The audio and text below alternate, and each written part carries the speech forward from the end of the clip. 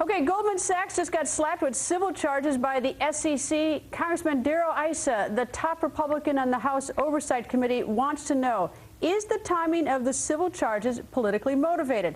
Congressman Issa went on the record. Congressman, nice to see you, sir. Well, thanks for having me back on, Greta. All right, I have a letter that you have written, signed by a number of your colleagues, to the Honorable Mary Shapiro, chairperson of the United States Securities Exchange Commission. Why are you writing her? Well, because we have a lot of things that don't make any sense based on tradition and how the S.E.C. has worked that we want to know about. Certainly, we want to know why they released during the trading day, something they don't normally do. Certainly, we want to know about the fact that the Democratic Party and the president's own team jumped on fundraising as a result of this. And additionally, as things come out, we start asking questions like, well, why is it's on the same day as a 151-page scathing IG report about the S.E.C.? So we're not saying that they coordinated, but we are concerned that there clearly was a leak, or the New York Times wouldn't have run the story before the announcement. Just so I understand, what you're talking about is that the civil charges by the S.E.C. against Goldman Sachs came out at the time that the president is seeking a financial regulatory reform bill on Capitol Hill. And you're thinking that Greta, I didn't even get to that part yet. You know, there's this long list of coincidences. Yes, of course. But you think that the effort was? Do you think that they used the civil charges in order to get the American people all upset about Goldman Sachs, so that they would put pressure on the Republicans in the Senate to really move forward with this against the Democrats? That's certainly a question we have. And Greta, I don't have answers to these questions. What I see is a very unusual event. They could have done this partisan party line 3-2 vote in the S.E.C. and released it 6 months ago, 6 months from now. And for that matter, they could have at least released it after the trading day, as is their tradition. All right, I got two questions. One is, you say the partisan 3-2. There are 5 members of the S.E.C. Two are Republicans, 2 are Democrats, and 1's an independent. And the independent you are assigning as a Democrat to make the 3, I take it. It would seem that it lined up, at least the 2 Republicans opposing.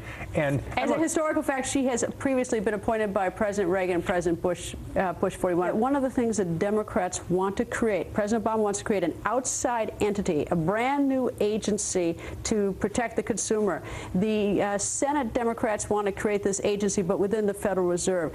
Has anyone bothered to investigate whether or not within our huge government structure, whether or not the S.E.C., the FTC, or the Federal Reserve already has the authority to protect the consumer and perhaps drop the ball? And maybe the problem is that someone's not doing his or her job to begin with, rather than create these huge agencies. Well, certainly you see the S.E.C. lawsuit as an example where there's no lack of authority to go after bad actors.